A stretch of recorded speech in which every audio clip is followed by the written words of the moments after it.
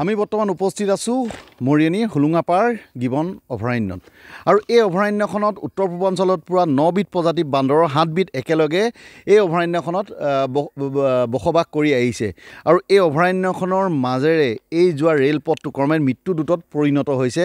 মোৰ অতীতক মই দৃশ্য দেখাবলৈ অনুৰোধ কৰিম। এয়া গিবন অভয়াৰণ্যক ফালি দুভাগ কৰা এটা ৰেলপথ আৰু শেহতীয়াকৈ অধিক সংকট হৈছে যি ৰেল চলাচল বৈদ্যুতিকৰণৰ নামত ইয়াৰ ওপৰত যিসমূহ তাঁৰ লগাইছে সেই তাঁৰত ইতিমধ্যে কেইবাজনো পৰ্যটকৰ যি কেমেৰাত বন্দী হৈছে দৃশ্য যে এই তাঁৰত ইতিমধ্যে বান্দৰ বগাবলৈ আৰম্ভ কৰিছে আৰু এই যি ৰেলপথ এই বিদ্যুতীকৰণ যোন দিনাৰ পৰা আৰম্ভ হ'ব সেই দিনাৰ পৰা হয়তো ইয়াত বন্যপ্ৰাণী যি কপিকুল আছে কপিকুলৰ মৃত্যুযজ্ঞ আৰম্ভ হ'ব।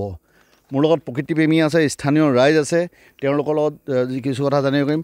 এই ৰেলপথৰ ইতিমধ্যে মৃত্যুদূত, এই ৰেলপথে বহুকেইটা বন্য হস্তীকে আদি কৰি বহু জীৱ জন্তু ইতিমধ্যে মৃত্যুৰ মুখত পৰিছে। শেহতীয়াকৈ ইয়াত যি বিদ্যুতীকৰণৰ নামত ইয়াত বৈদ্যুতিক সংযোগ কৰা হৈছে। কেনেদৰে অনিষ্ট সাধন কৰিব বুলি আপুনি ভাবে?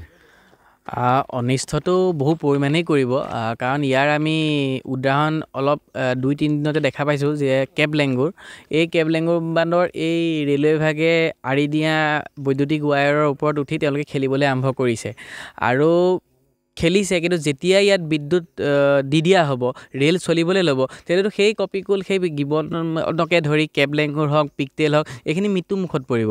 আৰু এইটো মানে ইয়াক যদি এটা সমাধানলৈ নানে এই অভয়াৰণ্যখনত কিন্তু আমি দেশী বিদেশী পৰ্যটকসকলৰ আগত কিন্তু আমি অতি লাজ পাবলগীয়া বিষয় হ'ব, যিহেতু ইয়াত বান্দৰৰ ডেড বডি ওলমি থাকিব।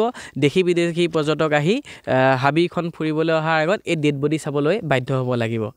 হয়, নিশ্চয়কৈ। আচলতে সংকটৰ গৰহত পৰিছে মৰিয়নিস্থিত হুলুঙাপাৰ গিবন অভয়াৰণ্য, যি ইয়াত কপিকুলৰ বসতি প্ৰধান হিচাপে আমি সকলোৱে জনাজাত। আৰু এটা কথা আমি ক'ব লাগিব যে ভাৰতবৰ্ষৰ ভিতৰত একমাত্ৰ এইখনেই অভয়াৰণ্য য'ত 7বিধ প্ৰজাতিৰ বান্দৰ একেলগে বসবাস কৰি আহিছে।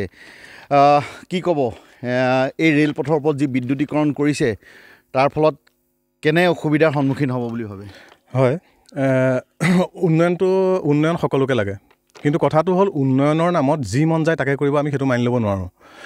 এনেও এই ৰাস্তাটো এই উত্তৰ পূব সীমান্ত যিটো ৰেলপথে আমাৰ গিবন ৱাইল্ড লাইফ চেঞ্চুৰীখন দুভাগত বিভক্ত কৰিছে, সেইটো আমি জন্মৰ পৰা শুনি আহিছোঁ যে এই ৰেলপথটো এটা মৃত্যুদূত ৰূপে চিহ্নিত হৈছে আৰু ইয়াত প্ৰতি বছৰে 8-10টাকৈ হাতী মৰি থাকে।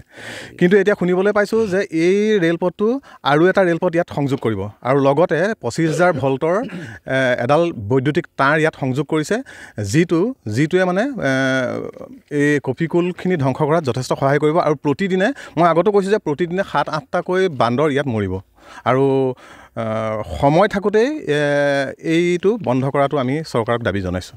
হয়, ধন্যবাদ। আচলতে এটা কথা আমি ইয়াত উল্লেখ কৰিব লাগিব যে এই গিবন অভয়াৰণ্যখন ইতিমধ্যে ইয়াত যি বন্য হস্তীৰ পাল ইয়াৰ দাঁতিকাষৰীয়া অঞ্চলত সন্ত্ৰাসৰ সৃষ্টি কৰিছে, কিয়নো ইয়াৰ খাদ্য অনুযায়ী তেওঁলোকৰ বন্য হস্তীৰ বাবে যি খাদ্য থাকিব লাগে সেয়াৰ অভাৱ। ইতিমধ্যে গিবন অভয়াৰণ্যখন সংকুচিত হৈ পৰিছে। ইয়াত যদি দুটাকৈ লাইন বঢ়োৱা হয় বা আৰু এটা যদি ৰেলপথ ইয়াত সংযোজন কৰে, যিহেতু ডবল লাইনৰ যি কথা চলি আহিছে, ইয়াত যদি আৰু এটা ৰেলপথ সংযোজন কৰা হয় তেতিয়াহ'লে নিশ্চয় সংকুচিত হৈ পৰিব গিবন অভয়াৰণ্যখন।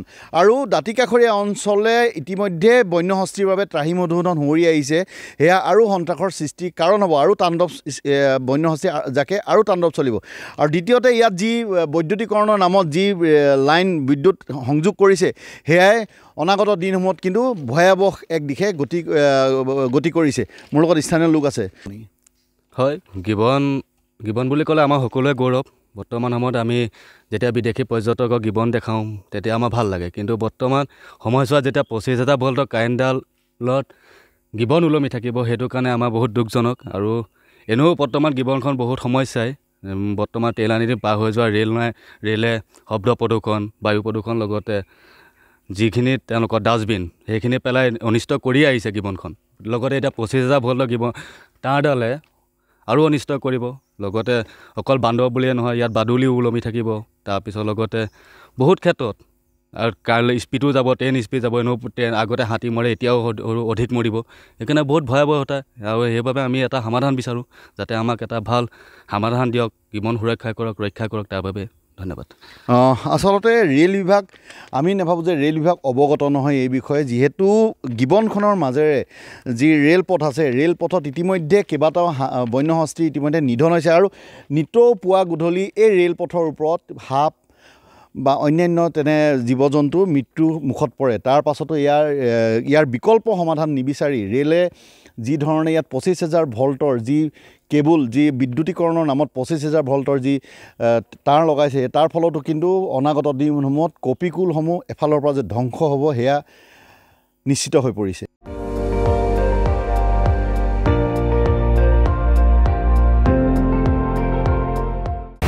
আপুনি চাই আছে ND24, সৰ্বশ্ৰেষ্ঠ নহয়, সৰ্বোত্তমৰ দৌৰ।